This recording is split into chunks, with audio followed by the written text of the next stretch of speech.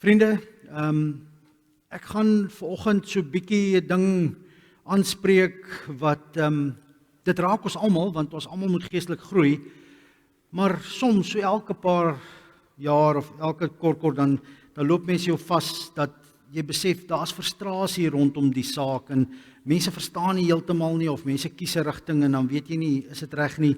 En dan is dit altyd moeilik om daaroor te praat. Dis altyd moeilik om te vra hoe werk dit? So, vir die dieper geloof, vir die groei in die geloof, vir om te word soos Christus is, die volheid van Christus te wil bereik, moet ons almal hierdie pad stap. So dis waaroor ek dan vanmôre preek. Jy sal sien is net Galasiërs wat op die bord is. Ek sal die verse aankondig. Ek begin daar by hoofstuk 4 vers 13, hoofstuk 4 vers 19 wat ek net 'n vers aanhaal, hoofstuk 2, so aan die einde van hom 19 en 20 en dan kom daar 'n hele klomp verse in die res van die preek weer, hoofstuk 1 vers 4, hoofstuk 2 vers 17, 2 vers 19 tot 21, 3 vers 13 en 14.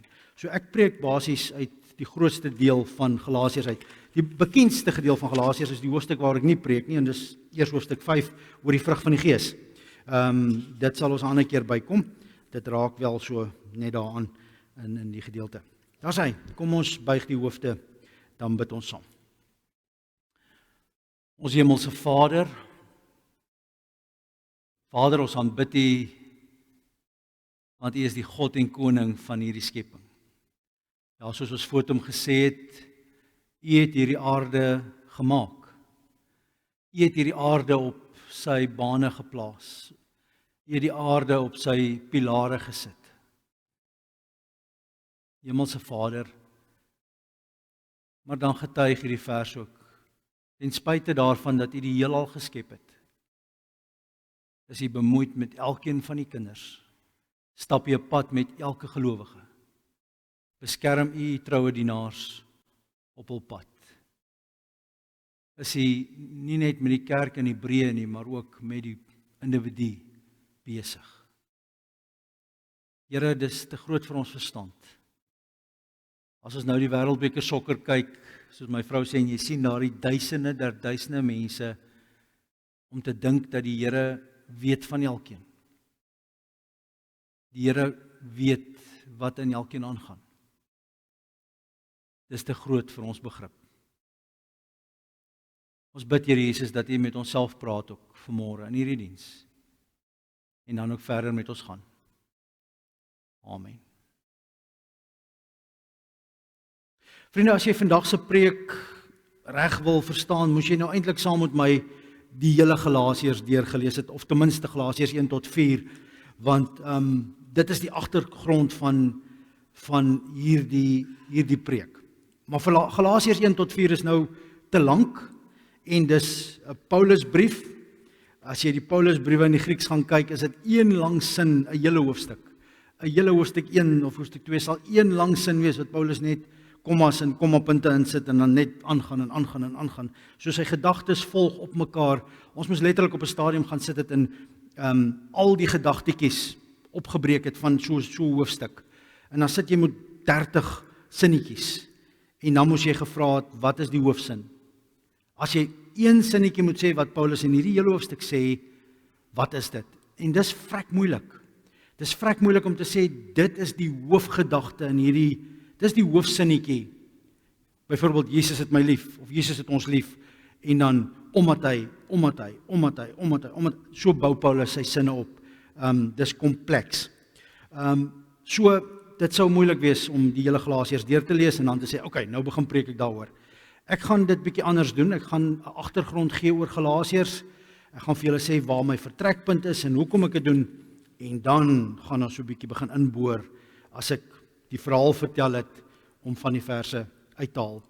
Vriende, ek wil begin by hoofstuk 4 vers 13b, en ek lees nou spesifiek net 'n deeltjie van die vers, om net by daai een sinnetjie uit te kom. As jy nou die hele Galasiërs 1, 2, 3 en 4 deurgelees het, dan kan jy die preek weer aansit, en dan begin jy saam luister, as jy dit so wil doen later. Dit sou eintlik die beste manier wees, want dan sal jy baie maklik volg waaroor ek redeneer. Goed, Galasiërs 4 daar by vers 13, vers 11 begin met ek vrees my harde werk, vers 12 ek smeek julle broers, dan is vers 13 in my Bybel so op die kant, ek lê julle onthou mos, en dan vers 14 begin 13b, ekskuus. Julle onthou mos hoe dit gekom het dat ek die eerste keer die evangelie aan julle verkondig het. Dit was deurdat ek siek geword het, sê Paulus. Hy praat nou baie oor wat die evangelie sê, en hy redeneer die evangelie, en dan kom hy in hoofstuk 4, en dan lig hy ons, die leser, vir die eerste keer in, hoe dit gebeur dat Paulus by die Galasiërs uitgekom het, in die begin. En dan sê hy vir hulle hier in vers 13, hoofstuk 4, julle onthou mos ook by julle uitgekom het die heel eerste keer? Ek het siek geraak. En ek kan nie mooi uitmaak wat se siekte dit was nie. Daar's half leidrade, want Paulus sê, julle moes eintlik vir my eenkant gehou het as julle slim was, maar julle het my soos 'n engel uit die hemel uit hanteer, baie dankie daarvoor.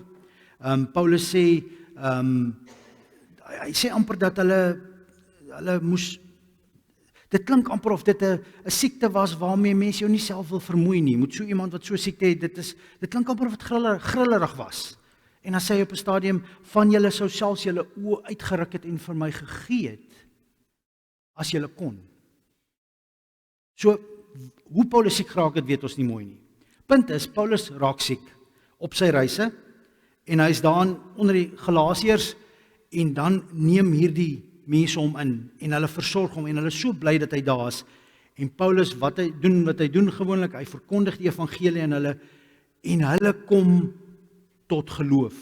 Nou moet jy ook verstaan, waar lê Galasiërs, of die gelate gemeentes, Galasiëse gemeentes, waar lê dit?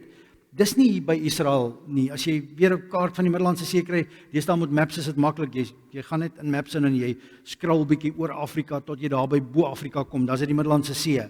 En dan lê Israel hier op die regterkant aan die regopkantjie van die kus. En dan moet jy omgaan bo daarna in Turkye toe, op pad Italië toe, daar iewers. Galasië is in daai skiereilande daar. Hy lê in deel van daai Asiatiese, Wes-Asiatiese lande daar rond, of Oos-Europese lande, ek weet nie waar hy presies, aan watter kant hy inpas nie. Maar Paulus is daar, hy is ver van Jerusalem af, en hy verduidelik in die hoofstukke hoekom, want die Here het die evangelie aan hom geopenbaar. Hy sê daar in die begin van die eerste hoofstukke, wat ek vir julle gesê het, kom nie van my af nie. Kom ons lees sommer gou daar, daar in hoofstuk 1.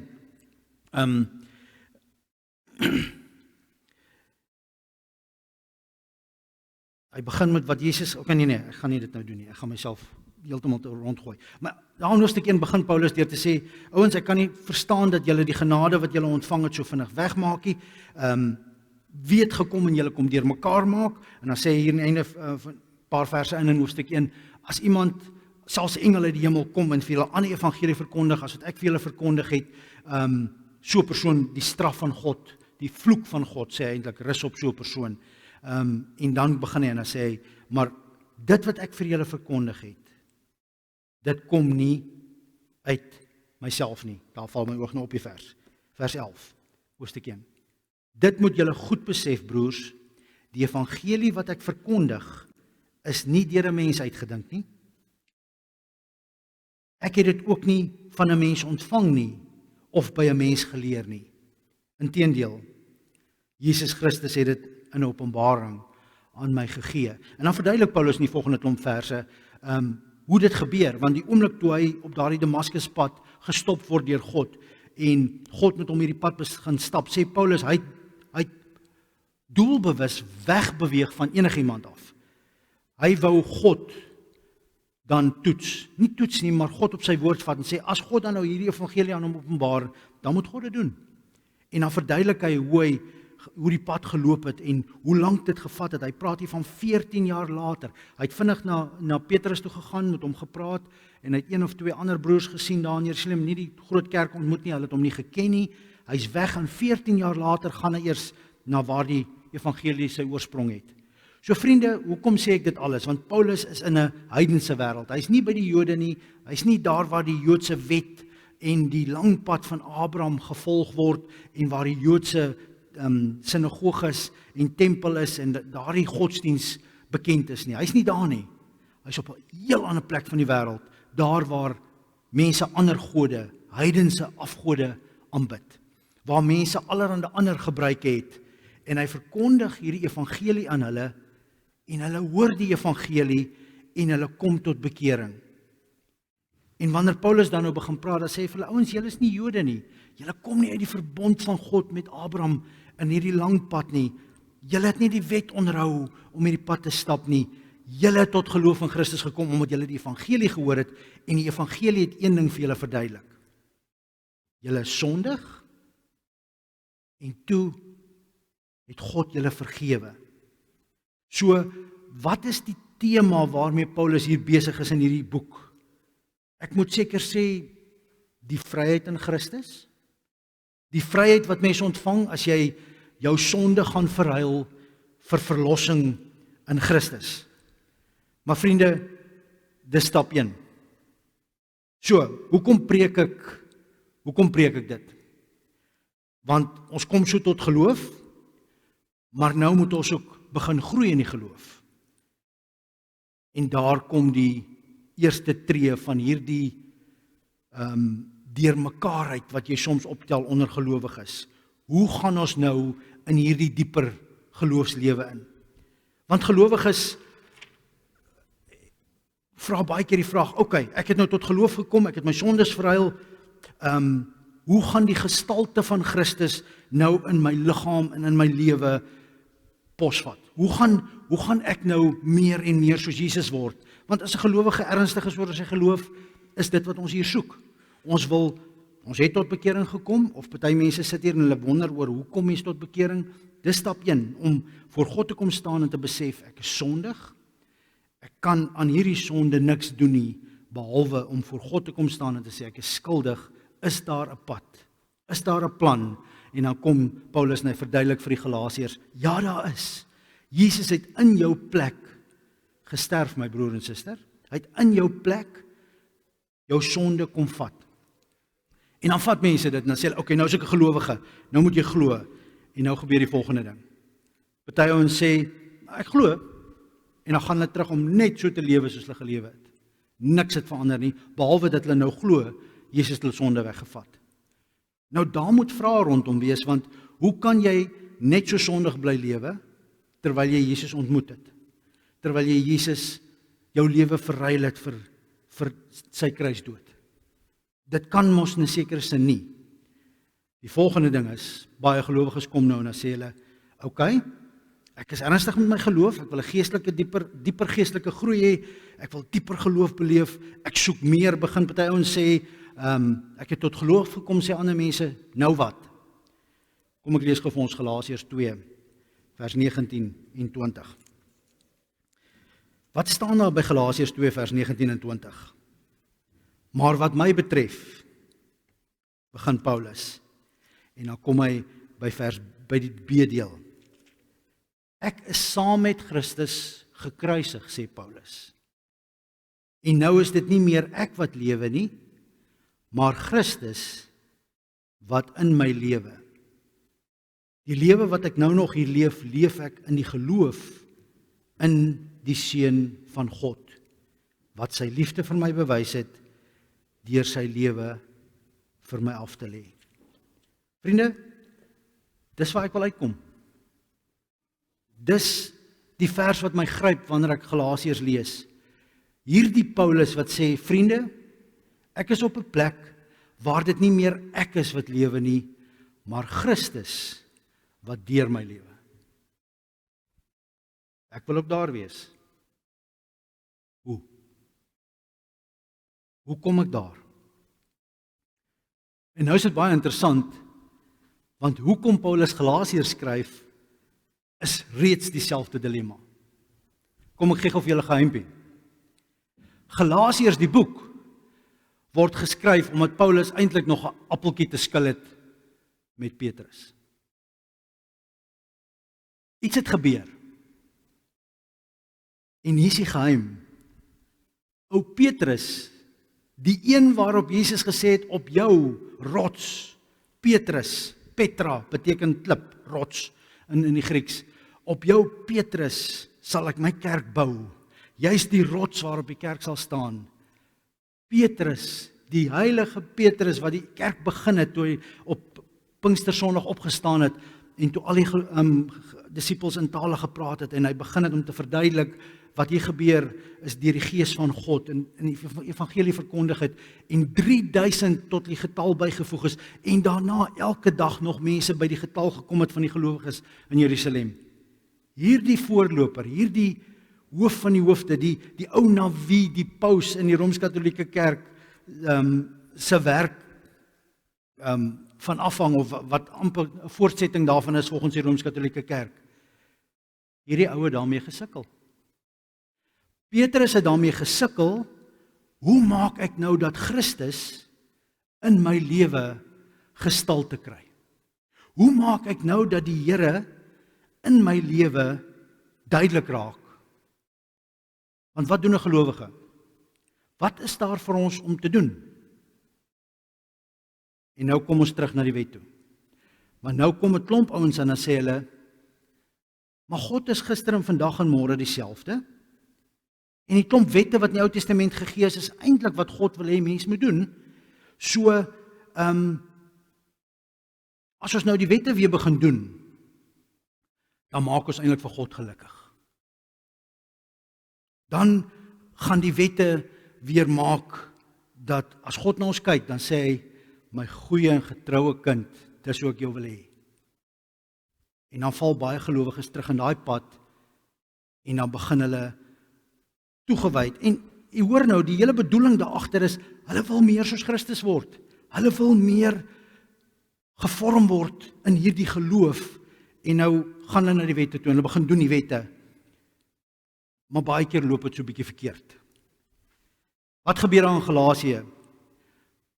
Paulus is daar en hier kom Sefas, Petrus ook daaraan en hy kry vir Paulus daar en hy is te bly oor die gelowiges daar en hy eet saam met hulle al hierdie kosse wat die gelowiges eet. Hy leef nie daar soos 'n Jood leef in sekere goed.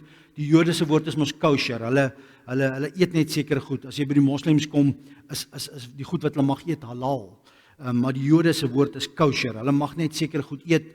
Hulle mag sekere kosse nie saam met ander kosse voorberei nie. Jode het al hierdie wette. Maar nou kom Petrus daar en hy leef tussen hierdie heidense gelowiges, mense wat uit die heidendom uit in Christus die geloof gevind het, vrygemaak is van hulle heidendomse geloof, in Jesus begin glo het. En hierdie ouens het nie begin om die Joodse wette te volg en te leef volgens dit nie. Hulle het nog nooit so geleef nie. Hulle leef in die vryheid van Christus en hulle is besig om Jesus in hulle lewens te laat gestalte kry. En hulle eet alles wat hulle vroeër geëet het toe hulle heidene was. Hulle dank God nou daarvoor. Hulle dank nie meer ander gode daarvoor nie. Hulle doen nie meer offers aan ander gode nie. Hulle dank nou die Here vir die kos en alles, maar hulle geniet 'n klomp goed wat Jode nie eet nie. En Petrus kom en hy is saam met hulle en hy leef saam met hulle en hy eet saam met hulle en hy's deel van hulle en dis te lekker. En toe kom maar 'n klomp Jode daaraan, Joodse gelowiges. En onmiddellik het Petrus 'n ongemak, want hy weet hierdie ouens kom kyk. Hulle kom kyk of hy nog volgens die Joodse manier Christen is. En toe skei Petrus hom van die ander heidense gelowiges. Die ouens wat uit die heidendom uit tot geloof gekom het, hy hom 'n bietjie afsydig. En as daar geëet word, dan eet hy nie meer saam met hulle nie. Hy gaan sit daar waar die Jode net sekere goed eet, of die Joodse gelowiges net sekere goed eet. En dan vat Paulus vir Petrus aan en hy verloor die fight. Daarvoor hierdie klomp mense het die fight nie vir Paulus so baie goed afgespeel nie. En dan gaan Paulus weg en nou skryf hy die brief Galasiërs of aan die Galasiërs. En hy verduidelik hoekom hy vir Petrus aangevat het. Hoekom hy vir Petrus gesê het, jy is 'n Jood wat tot geloof gekom het.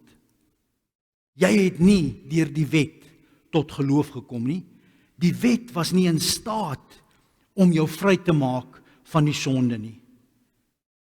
Dit het God kom doen deur Jesus Christus. Hy gebruik die mooiste voorbeeld waar hy sê die wet was amper soos 'n toesighouer tot die ware ding moes kom. Dit was soos iemand wat 'n kind van 'n huis moes oppas. Hy gebruik die woord slaaf, of iemand wat oor die nalatenskap van iemand wat gesterf het moet waghou tot daardie kind volmondig is en daardie volle nalatenskap in sy of haar hande geplaas word. Hy gebruik al hierdie voorbeelde om te sê, maar die wet was tydelik.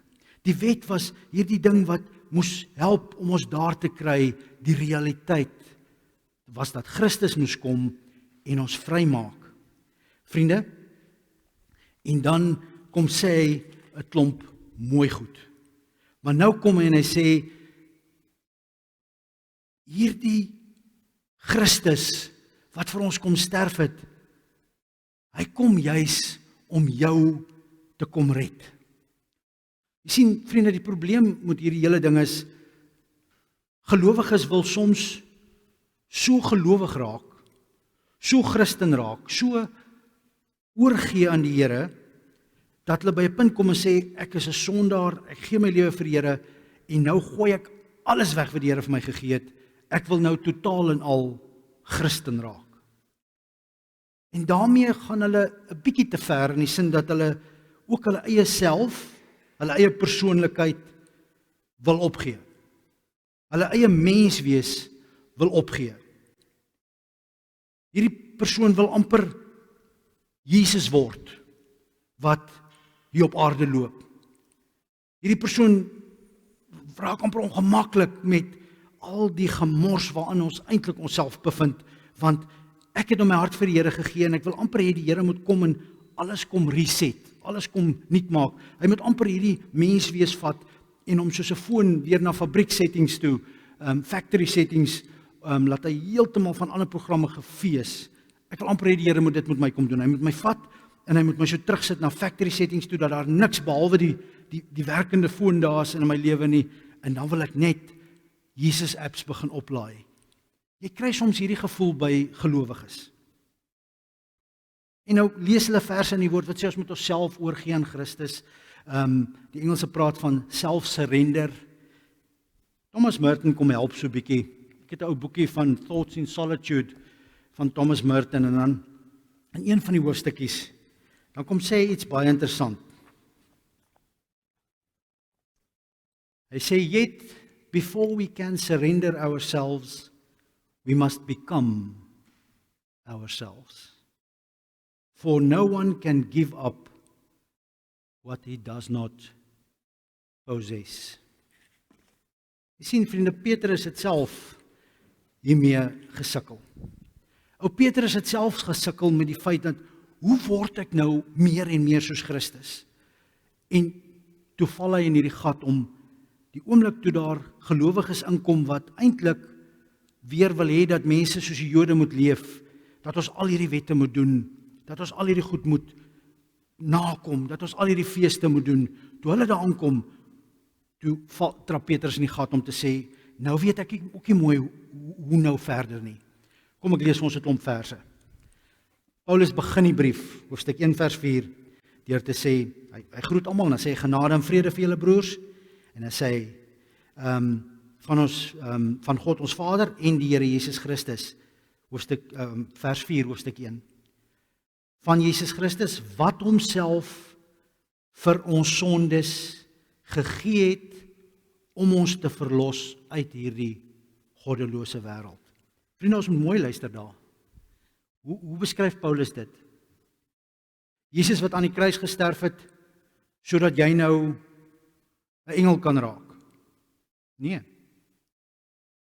Ek groet julle in die naam van die Vader en in die naam van die Seun, vers 3, en dan vers 4, in die naam van die Here Jesus Christus, wat homself vir jou sondes gegee het, om ons te verlos uit hierdie goddelose wêreld en so die wil van God te volbring. Die beeld wat hy hier gebruik is, dat Jesus letterlik ons sondigheid op hom kom neem. In ander boeke sê hy het vir ons die skande van God aan die kruis gaan raak. Hy het hom in ons plek kom sit op die kruis. Met ander woorde, Christus kom op 'n manier in die geestelike realm in ons lewe, in ons sondigheid in. En daar in ons sondigheid vat hy ons sondigheid in ons op hom, sodat hy ons kan verlos van hierdie goddelose wêreld. Maar hier staan nie dat hy ons uit die goddelose wêreld uithaal nie. Hy verlos ons, hy maak ons vry van die bindinge en die bande van die sonde wat ons vasgehou het. Hy verlos ons, hy maak ons vry in hierdie wêreld, hy gaan raak in ons, tel hy ons sonde op hom, en hy sterf daarmee aan die kruis. Hy kom vat jou eie sondigheid op hom, en hy gaan met dit kruis toe. Ek lees die volgende vers, hoofstuk 2, vers 17. Net daar kom. As uit ons soeke na vryspraak in Christus geblyk het, dat ons ook sondaars is, beteken dit dat Christus in diens van die sonde staan.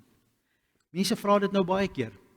As ek moet hierdie redenasie met hulle begin gesels en so aan, dan sê mense, so met ander woorde, sonde is nou goed vir die Here.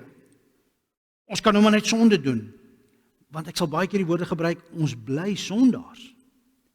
Maak nie saak hoe lank jy al vergewe is, en hoe lank jy al 'n Christen is, en hoe lank jy in hierdie lewe al die pad met die Here stap nie, 'n deel van jou bly sondaar. Daar's 'n sondigheid, wat ons nie moet vergeet nie, sê party ouens. Ek het 'n domineesvriend wat altyd vir my gesê het, ou Gerard, 'n mens moet jou sondigheid maar altyd voor oë hou. Jy moet maar altyd goed bewus wees dat jy 'n ou sondaar is. Ja, jy's verlos in Christus, maar jy het nog nie engel geword nie, en jy gaan nooit engel word nie. In die hemel raak ons nie engele nie, ons raak iets anders. Ons raak regeerders saam met Christus, sê die woord vir ons. Goed, so, sê ons daarmee dat Christus, hoe sê dit daar in vers 17, hoofstuk 2, as uit ons soeke na vryspraak in Christus geblyk het, dat ons ook sondaars is, beteken dit dan dat Christus in diens van die sonde staan? Beslis nie. Maar as ek die bepalings van die wet, wat ek nietig verklaar het, weer laat geld, dan maak ek myself daarmee 'n oortreder. Maar wat my betref, deur die wet is ek dood, of deur die wet is ek vir die wet dood, sodat ek vir God kan lewe. Dis hoe Paulus daai bekende sin begin. Maar wat my betref, deur die wet is ek vir die wet dood, sodat ek vir God kan lewe. Ek is saam met Christus gekruisig, en nou is dit nie meer ek wat lewe nie, maar Christus wat in my lewe. Die lewe wat ek nou nog hier leef, leef ek in die geloof in die Seun van God, wat sy liefde vir my bewys het, deur sy lewe vir my af te lê. Ek verwerp nie langer die genade van God nie. As 'n mens vrygespreek kon word op grond daarvan dat hy die wet onderhou, sou dit immers beteken het dat Christus verniet gesterwe het. Ek wil ook by hoofstuk 3 vers 13-14 gou vir ons net 'n laaste versie lees. Christus het ons losgekoop van die vloek wat die wet meebring, deur in ons plek 'n vervloekte te word. Daar staan naamlik geskrywe, vervloek is elkeen wat aan 'n hout opgehang is. Daardeur kan ook hulle wat nie Jode is nie, deur Christus Jesus deel kry aan die seën wat God aan Abraham toegesê het. Paulus is besig om hier te redeneer oor weer die hele ding van ja, God het die verbond vir die Jode gegee en daarmee saam die wet, maar die wet kom eers 430 jaar later. Toe hy met Abraham gewerk het daar in die begin, het Abraham geglo dat hy God is, en het is op grond daarvan dat God vir hom die belofte gegee het van jou nageslag, en in jou nageslag sal daar een kom, en in jou nageslag sal al die nasies van die aarde geseën wees, want in jou nageslag sal Christus kom, en Christus sal die verlossing bring, en die verlossing sal vir al die nasies op aarde 'n seën wees, en hulle sal almal deel kry van hierdie verbond wat in Christus glo. Hy loop lig dit alles uit, en hy verduidelik dit alles. Maar Abraham self het nooit die wet gehad nie. Abraham het in God geglo, en op grond daarvan was hy gereken 'n kind van die Here, 'n gelowige, was hy deel van die verbond. Vriende, ou Petrus sukkel met dieselfde ding. Hy kom daar tussen hierdie heidense gelowiges, dis te wonderlik. Die Here het met hom 'n pad gestap, die Here het hom op 'n doek al hierdie onrein diere laat sien, en hy het gesê, hy sal dit nooit eet nie, en dan sê die Here, eet Petrus, want wat by jou mond ingaan, maak jou nie onrein nie. Dis wat uit die hart uitkom, by die mond uitgaan, wat ons onrein maak. Die hart is die bron van die sonde. Maar Petrus sukkel. En toe die ander Jode wat nog ook met hierdie ding sukkel, en eintlik hierdie ding bevorder van, nee, 'n gelowige moet op 'n sekere manier hierdie wet en daai wet doen, anders maak jy die Here ongelukkig. Toe weet Petrus nie wat er kan doen, en hy trap in hierdie gat, dat hy die gelowiges so 'n bietjie begin vermy. Dat hy maar net weer daai goed gaan eet saam met die Joodse gelowiges, wat net hulle eet. Thomas Merton kom help deur te sê, ouens, jy kan nie in die abstrak die Here begin dien nie. Hy probeer ons help met hierdie hele gedagte rondom, hoe word ek meer soos Christus? As ek by daai plek wil uitkom wat Paulus sê, ek het gesterwe saam met Christus, ek is saam met Christus gekruisig, die ek in my leef nou in Christus, ek het myself verruil totaal vir Christus, om by daardie plek te kom, sê Thomas Merton, kan jy nie in die factory setting ingaan nie. Jy kan nie op 'n plek gaan waar alles blank en alles skoon en alles sonder sonde is nie, want dis wat baie gelowiges doen. Ons kom tot geloof en ons lewens is in 'n gemors, ons huwelik is in 'n gemors, ons familie is in 'n gemors, ons familieverhoudings is in 'n gemors. Maar ons het nou op die plek gekom en ons kom bely al hierdie sonde en alles wat ons verkeerd gedoen het. En ons kom lê dit voor die Here neer. En nou vergewe die Here ons is vrygespreek. En nou moet ons teruggaan in daai lewe van gemors in die verhoudings, gemors in die geskiedenis. Die feit dat ons vergifnis gekry het, het nog nie daai verhouding genees nie. Ons moet nou teruggaan aan daai gemors. En nou as 'n gelowige binne die gemors van ons lewens begin leef. En ek dink hier lê die versoeking vir baie gelowiges om net te sê nee. Ek gaan nie meer ek wees nie. Ek gaan nou Jesus wees. Ek wil net totaal en al Jesus word. Jesus moet totaal en al oorneem in my lewe. As jy na my kyk, moet jy nie meer 'n Gerard sien nie. Jy moet net 'n Jesus sien. Dis nooit wat die Bybel sê nie, ouens. Jesus kom juis in jou sonde, in jou lewe. Hy klim in jou wêreld in en hy vat hierdie klomp skuld op hom en hy gaan hang namens jou op die kruis. Nie om jou weg te maak nie, maar om jou terug te kry. Om jou in hierdie sondige wêreld terug te red. Wat doen ons? Nadat hy dit gedoen het, dan kom ons terug na hom toe sê, maar wat nou vir my voor lê, om terug te gaan in al hierdie verkeerde verhoudings en in verhoudings wat verkeerd geloop het en alles wat ek verkeerd gedoen het en gevolge gehad het. Nee, kom ons vier dit net weg en ons proklameer daar aan ons familie. Ek is nou 'n Christen, as julle hierdie pad saam met my wil stap, dan doen ons alles anders, ons is alles anders, niks van die verlede is meer. Dis die chicken pad. 'n Gelowige moet die waagmoed hê om te sê, omdat Christus bereid was om in hierdie wêreld te kom inklim, my sondigheid op hom te neem, moet ek seker nou die waagmoed hê om terug te stap in my lewe in. En vir die Here met groot genade vra, Here Jesus, hoe nou? Hoe nou? En dis wat Thomas Merton sê, voor ons kan oorgee, soos Paulus gesê het, ek het my alles oorgegee aan Christus, moet ons weet wat ons oorgee. Voor ons onsself vir God kan gee, moet ons weet wie is hierdie self.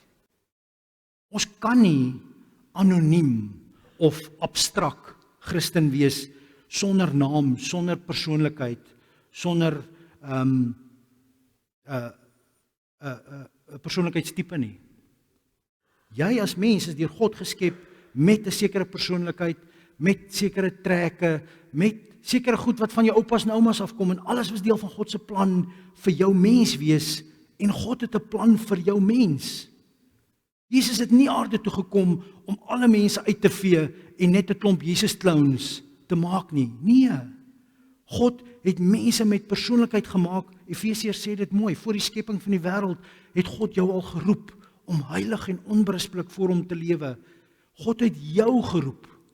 Jou met jou persoonlikheid, met jou drawbacks, met jou flaws, soos die Engelsman sê, met jou foute, met jou...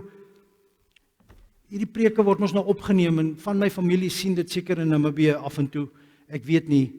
My een tannie, my pa se suster, sê vir my ma op 'n stadium, sy sê, dis uncanny om my te sien op die kansel. Hoekom? Vra ek vir my ma. Sy sê, wanneer sy jou sien, dan sien sy haar oupa Stein, want hy het sy mond op 'n sekere manier getrek. Ek het baie keer 'n manier om hier te staan, en dan doen ek dit. En as sy dit sien, dan sien sy haar oupa Stein. Nou ek weet, daar was 'n Stein, aan my ouma se kant by my pa, hulle was Stein gewees, so ek weet, daar was 'n oupa Stein, baie ver terug, is oupa Grootjie Stein. Ek trek my mond soos hy, ek lyk soos my ander oupa, my pa se pa. Ek lyk meer soos hulle familie. Maar ek trek my mond soos oupa Stein, so geïntegreer, maak God ons, dat ons familietrekke van 'n oupa het, 'n oupa Grootjie het, dat kinders soms hulle oupa se maniertjies het, dat mense vir jou sal sê, jong, dis oupa se prentjie hierdie, dat kinders maniertjies het wat hulle doen, en dan gebars almal uit van die lag, want hulle weet, pa het altyd so gemaak, presies soos hierdie ouetjie nou maak, hy het nie eers vir pa geken nie, want pa is dood voor hy gebore is. Oupa is dood voor hy gebore is, maar hy het oupa se maniertjies. Christus kom nie om ons uit te vee, en dan net Jesus in ons te raak nie. Christus kom red juis jou, die mens, met sy persoonlikheidstipe, met sy kernsondigheid, met daai basiese tekortkominge wat jy in jou persoonlikheid het, want almal het dit. En dan sê Thomas Merton vir ons ouens, ons het nodig om in hierdie goed in te leef, want ons kan dit nie vir Christus gee, en by daai plek in die kruis kom, wat ons onsself oorgee in die kruis, as ons nie eers hierdie pad begin stap het nie, as ons nie eers begin leer het, wie is ek nie? 3 belangrike goed in die geloof, wie God werklik is, wie ek werklik is, en as ons hierdie oorgawe wil maak, wie werklik God in hierdie verhouding is. Want die oomblik as jy hierdie pad begin stap en jy begin leer jouself ken, dan begin besef jy, maar hierdie ek dink eintlik ek is 'n klein gooitjie. So as dit oor my en Jesus gaan, dan, as ek moet eerlik wees, dan dink ek baie keer, is ek God en Jesus dien my. Maar ons is op pad na 'n plek toe waar ons hopelik soos Paulus kan sê, my lewe het ek aan Christus oorgegee, sodat ek meer en meer soos Christus word. Dis nie meer ek wat leef nie, maar Christus wat in my leef, deur my leef. Maar selfs so 'n persoon gaan nie ophou om Paulus te wees nie. Gaan nie ophou om Paulus se lag te hê nie. Gaan nie ophou om Paulus se menswees en se stap en sy gesig trek te hê nie. Gaan nog soos Paulus klink, maar gaan nie wees. Jesus gaan deur hom begin leef, deur die Gees in sy hart, en dit wat hy sê en dit wat hy doen, gaan verlig wees op 'n manier, alhoewel dit nog dieselfde mens is. So vriende, ons moet weer gaan dink. Baie keer kom mense na my toe, en as hulle ontsettend eager, dan kry hulle my na die diens, en sê hulle vir my, ek moet met jou kom praat, want ek het nou my alles vir Jesus gegee, en ek alles, en dan kom praat hulle nooit met my nie. En dan later, dan hoor ek, maar daai persoon is nou geskei, dinge, want ons gryp baie keer na hierdie plek toe in desperaatheid van, nou moet die Here my kom skoonmaak. Baie ouens, hoor jy in daai tyd, dan word hulle groot gedoop, en hulle word gedit, en hulle word gedat, want hulle gryp na hierdie plek toe, want hulle wil nou hê, daar moet verandering kom, en die basiese goed werk nie, maar ons verstaan nie hoekom dit nie werk nie. En dan gryp ons na 'n klomp goed toe, maar hulle gryp na die anonieme toe baie keer. Want tussen my en jou, ek was ook daar, soos ek nou net vir julle lied gesing het, toe ek uit die NG Kerk uit was. Ek het ook oorweeg, moet ek my nou laat groot doop en al die goed doen, want ek was desperaat. Maar dan wil jy half anoniem raak, jy wil nie meer Gerard wees nie. Gerard met sy ou sondes is verby, niks van daai mense is meer oor nie, ek is nou die nuwe, noem my sommer Paulus. Dan het Jesus verniet gesterf vir jou. Dan het Jesus verniet in jou lewe ingeklim om jou te red, sodat jy die persoon kan word wat hy nog altyd beplan het. Moet dit nie weggooi nie. Maar vra vir die Here die waagmoed om in jou lewe terug te gaan en te sê, Here, nou is ek bereid dat U die moeilike werk kom doen, dat ek in die vryheid van U genade bly leef, dat U Gees meer en meer deur my hart en my lewe werk, dat ek werklike verandering ondergaan. As jy verder lees wat Thomas Merton sê, dan sê hy, die ware verandering wat ons ondergaan later, is nie daai goed wat ons vir God doen nie. Dis daai goed wat ons nie kan doen nie. Die werklike verandering wat ons later ondergaan, is wanneer ons nou self geleer het wie ons is en ons het dit vir God kom opgee, dan kom gee ons dit op, want ons kom by 'n punt waar ons sê, Here, ek het nou al my dood probeer, en ek kry nie hierdie ding verander nie, ek kry nie hierdie sonde gestop nie, ek kry nie, en dan kom God deur sy Gees op 'n bo-wonderlike, bo-menslike manier, en hy kom verander in ons wat ons self nie kon doen nie. Dis die pad wat God beplan. Maar die eerste tree is, word jouself, maar die self in Jesus. Amen. Kom ons buig die hoofde aan bid ons saam. Here Jesus, baie dankie dat U in ons lewens ingestap het as te ware. Dat U iewers in die geestelike dimensie ingeklim het in my menswees, my sondige menswees, met my sondige familie, met my sondige geskiedenis, met my onvolmaakte, onperfekte wêreld, en dat U daarvoor in die kruis gesterf het. Vir my sondigheid. Here, dankie dat ons nou vrygekoop kan terugkom in hierdie selfde lewe. Vrygekoop kan staan en sê, ek staan in die vryheid van Christus se vergifnis, wat my sonde op Hom geneem het. Ek begin nou verander. Here, kom maak ons nuut. Kom vorm ons om meer en meer soos U te wees. Kom leer ons om meer onsself te raak, sodat ons ook weet wat gee ons vir U, wanneer ons sê, Here, ek gee myself vir U. Ek gee myself oor aan U. Ek sterf saam met Christus, sodat ek saam met Hom kan leef. Ons bid dit in Jesus naam.